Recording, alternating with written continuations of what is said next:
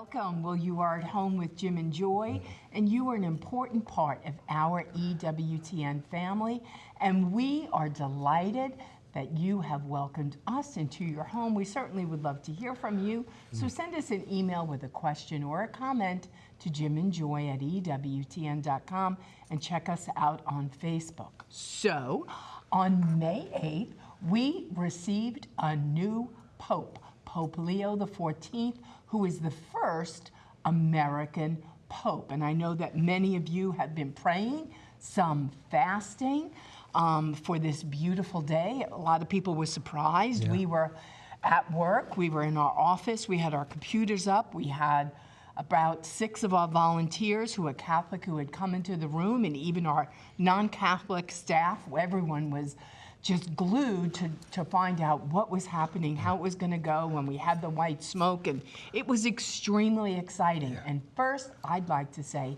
thank you to EWTN for their outstanding, magnificent coverage.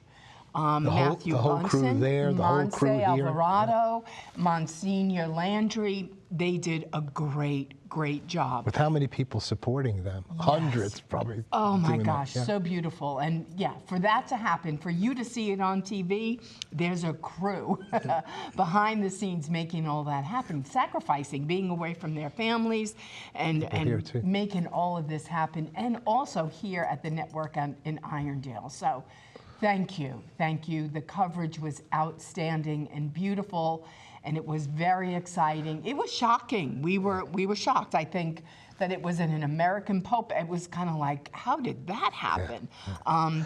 But then to see him come out, how beautiful that was. You know, they all go in a cardinal, but only one comes out a Pope. We have a statement from Michael Warsaw that went out, CEO of EWTN. It's with great joy that I welcome the election of Chicago-born Cardinal Robert Francis Prevost as Pope Leo XIV. The election of a new pope is always a historic moment in the life of the Church, but the election of the first American-born pope is particularly momentous. The new Holy Father carries with him an enormous experience as a missionary priest and a bishop, which no doubt will help to shape his ministry as the 266th successor of St. Peter. On behalf of the global EWTN family, I want to assure Pope Leo of our prayers as he begins his service to the Universal Church. So it's just absolutely, we're all in on that. We should be praying daily now for Pope Leo XIV. And so we want to talk today about our new Holy Father, Pope Leo XIV, and what the future holds for the Catholic Church. The theme for today's show is United Together for the Good of the Church and the World. We should all be united together for the good of the Church and for the world. So the focus is going to be on Pope Leo, Cardinal Prevost. He was beforehand. You know, who is he? What do we know about him? We're praying for him now. We've seen him speak several times, so incredibly articulate in multiple languages. But, you know, are we in on this? Yes. Are we for him? We'll learn about him. We'll see what he will be doing, what he will emphasize. We know a lot about him, and yet, you know, the burden of the office and what he might want to emphasize, or where he's going, or what happens in the world that adjusts, you know, kind of his way. So we have to pray for him every day, like we were praying so much for Pope Francis regularly. But then during his sickness and his illness, pray for him like I've never prayed for him before. Well, and the eyes of the world were on the Catholic Church. I mean, the eyes of the world were waiting. There is no other denomination on the planet, no other church, where it matters like it matters about when we elect a new pope. Whether you've been away from the church for a long time, it's a good time to come back home. If you have questions about the Catholic Church, this is a new day. There's a new breath. There's a new day. It's an exciting time. And so it's a day for the new evangelization, just to say, hey, I've been wondering about the Catholic Church. I'm going to give it a look, and I'm going to find out what's going on. Come in. The doors are open, and we would love to have you. So discussing Pope Leo the 14th today. You can call us 1-800-221-9460, 1-800-221-9460, 205-271-2980. We hope to have Joan Lewis with us to give us her insights, our Rome person right there at Joan's Rome. And Joan is a Vatican insider, over 40 years working in Rome. And Joan is from Chicago. No, she's not from Chicago. She's from Illinois, but not Chicago. Right. But yeah, and the Pope is from Chicago. So we'll be right back. Plenty more to come. Please don't go away.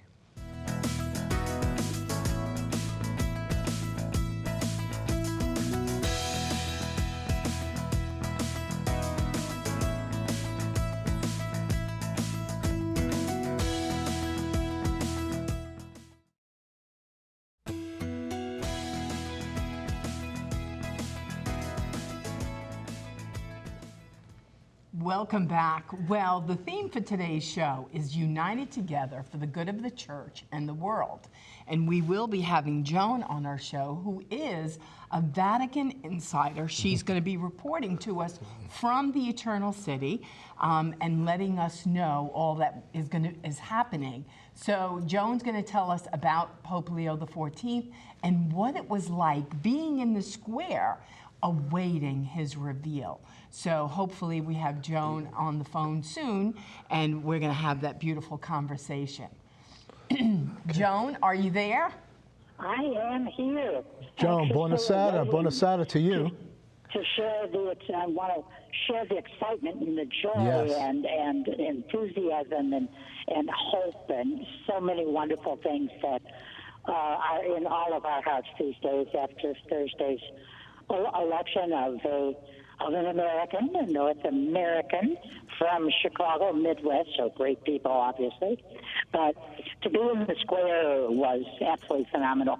I live only 3 blocks from St. Peter's and from the square. And so I was working in my home on the story with my television on, which was focusing only on the chimney of the Sistine Chapel.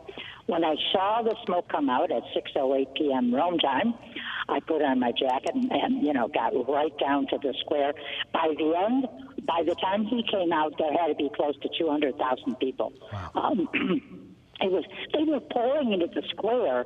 Well, to me, it seemed like 1,000 a minute.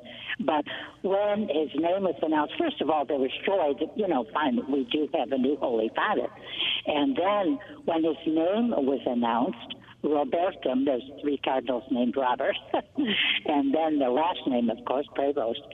And there was just an explosion of joy, which really has greeted every single time he's been in public. I mean, I was in the square for hours yesterday at the magnificent Regina Coeli, but he struck people with his beautiful Italian, and then, of course, Spanish. Most everybody knew, probably not the whole crowd, that he'd been in Latin America for some years. But he actually recited the Ave Maria in Latin.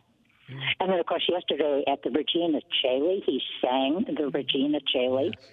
I mean, the things that Pope Leo has done, other than choosing, of course, a wonderful name, and he has himself said that his name, Leo XIV, following Leo XIII, who died in 1903, his name echoes the Church's enduring commitment to human dignity and social justice, which for him are the marks of Leo XIII. And of course, Pope Leo himself is also an Augustinian. But what has been so much fun in the days between the papal events that I attended is learning from people who knew him, who worked with him, etc., Augustinians and others. He is a man of such peace, great intellect. That's one of the top descriptions. He's a wonderful listener. Probably everybody that I've talked to said underscored that particular quality. He's a unifier, a multilingual person, of course. But the amazing thing is if you look at him, and again, just from his first words and everything, you can tell this. Maybe not everybody knows his whole background, but so here he is, an international pontiff, an American, North America. And then South America, the years in Peru, including as a bishop. Then working in the Roman Curia, so he knows that whole mentality. And then his work at the Roman Curia, of course, was heading the dicastery for bishops. And so he was meeting clerics, bishops and priests from all over the world. So if you want someone with an international flavor to him, it is definitely Pope Leo XIII. So, but then, you know, Jim and Joy, you listen to him talk, and you know Mary and Jesus, living and loving the faith, these are at the center of his life. These are what we heard in his words on Thursday when he was elected, and similar words coming out yesterday at the Regina Caeli. And then, of course, he spoke on, he's had a busy week because Friday, of course, was Mass with the Cardinals. Saturday, he addressed the College of Cardinals. And then Sunday was not only the Regina Caeli, but in these days he's gone to a shrine to Our Lady of Good Counsel at Genazzano that he knows well, and it's run by the Augustinians. So he went there. That was like a surprise for everybody. And then on his way back to Rome, that's about 60 kilometers from Rome. Then on his way back to Rome, he stopped at St. Mary Major to view the icon that Pope Francis loved so much, and then to pray and leave a flower at the tomb of Pope Francis, you know. But I do have to tell you one thing. Yesterday, after hours in the square at the Regina Caeli, it was just so exultant. Oh, and it was also, it happened to be this weekend, the Jubilee of bands and orchestra and, you know, entertainers. And I should have counted them. I posted some videos of the bands that marched into the square. But I've been thinking all week, wouldn't it be great if we had a pope by Sunday and then all these bands could salute him? And, of course, that's exactly what we had. And they were right under the main, you know, balcony, the central balcony. So that had to be so special for them. But one interesting mark, I went out to lunch quite late with friends. It took us long to get out of the square, as it did to get in. But I was having lunch with some friends, and the person opposite me said, Joan, you have a phone call. And I would turn the volume off. And I got a call from a cardinal who asked me, you know, how I was and are you happy? And I said, I'm a journalist by profession, work with words, but I have none for this moment in our life. And I said, you know, he seems a person very at ease with himself, like he's been actually doing this a long time. And the cardinal said Leo XIV is very disarming. And he meant that in both senses, disarming in the sense of being a charming person, but also disarming in the sense of using positive language in being disarming in war, disarming in peace. And, as he said to us in the media today, we are responsible for disarming by not using some of the language that we use. So I thought it was interesting that a cardinal, you know, would call me and would want my impression on him, but his take and mine is that Leo will definitely be a pope of unity, of bringing people together, because he has a great sense, as I said, of listening, but he has a great sense of diplomacy as well. Yes. So, Joan, were you just as shocked as we were when it was an American pope? Did you have any idea? What was your response? Oh, well, I mean, I couldn't jump up and down in the piazza because we were packed like sardines, so you couldn't move. But that's what I would have done. And I was surprised. But Of all the names I had been looking at, he was not right away at the top of the list. It looked like it might have been Cardinal Parolin, Cardinal Erdo from Hungary, and I happen to know and really like Cardinal Eijk of Utrecht, the Netherlands.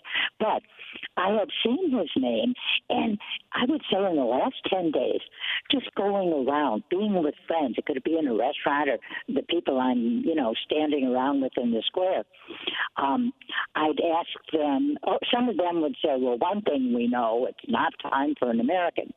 And I'd always say to that, what do you mean? Why? And usually people would give me the same answer they'd heard for 30 years. We're a superpower and an economic power, and we don't need a religious power. And, of course, here we have him. And I thought, wow, because I have met the new pope. And I thought, wow, this man with his background, he's not going to kowtow to anybody, much less a world leader. He's going to be out there looking for peace, looking for unity, looking to solve problems, looking to use the right language. So I was surprised, but I knew that a lot of people in recent days before the conclave, had been considering him. And he's just perfect. He's just the jewel in the crown. It's just been so exciting. And he's well known in our parish. A year ago, he did our confirmation as Cardinal Prevost, Wow. Joan, I don't know what number of vote it was when he was elected. Was it 4, something like that? And so why do you think it seemed to come a little bit quicker or sooner than we thought? What was your thinking about that? And also, why was he selected? I guess you've laid out a lot of reasons why. Was he something that just kind of such disparate views on some things within this College of Cardinals? So was he kind of a consensus cardinal? What's your thinking about how quickly he was elected and how that came about? Why is he selected? Well, it seems like in the last few days, some of the cardinals must have changed their mind, maybe about what we heard in the media. Again, we're not inside the media. What do they know? And I think it seems that the cardinals did have some doubts about Parolin, and then they had another name that had come up was Cardinal Tagle from the Philippines. But a name was inserted, and apparently, how can we know this? Because the cardinals are not supposed to talk. Nothing is supposed to come out of the conclave, barring excommunication. So all I have heard from one person who didn't give the numbers was that one cardinal, that Prevost's name went up so quickly.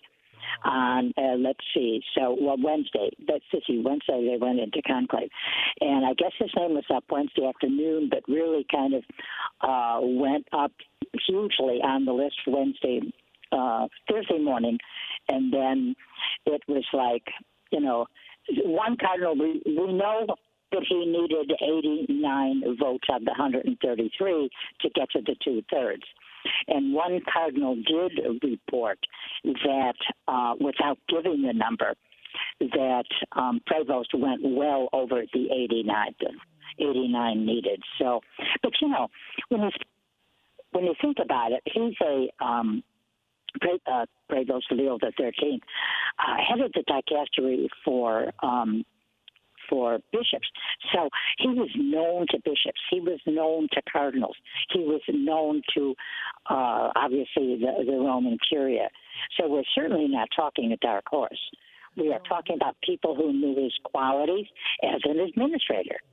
You look at his At this point, we have a hard break coming up. We're going to hold you over for the final segment, so please don't leave us. You'll have a few minutes when we come back. Okay. And just give us some of your best thoughts about the Holy Father, what we need to be doing, because you did such a great job with Pope Francis's illness, really calling us to pray, to stand with the Holy Father at his great time of need.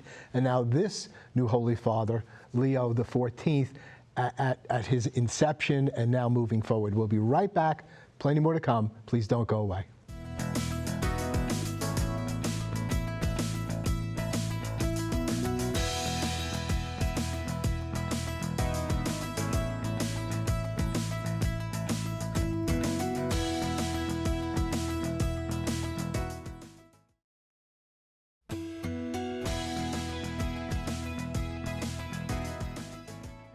Welcome back.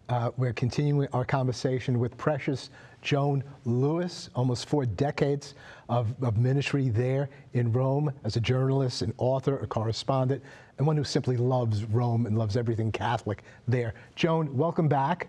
And Joan, why don't you just share with us, we just have like 2.5 minutes left, but what are you looking for now as he begins his pontificate? What should we be looking for, if anything? How can we best support his calling, this heavy burden that he now has as Pope, although he doesn't make it look heavy. He's just kind of a natural with it seems.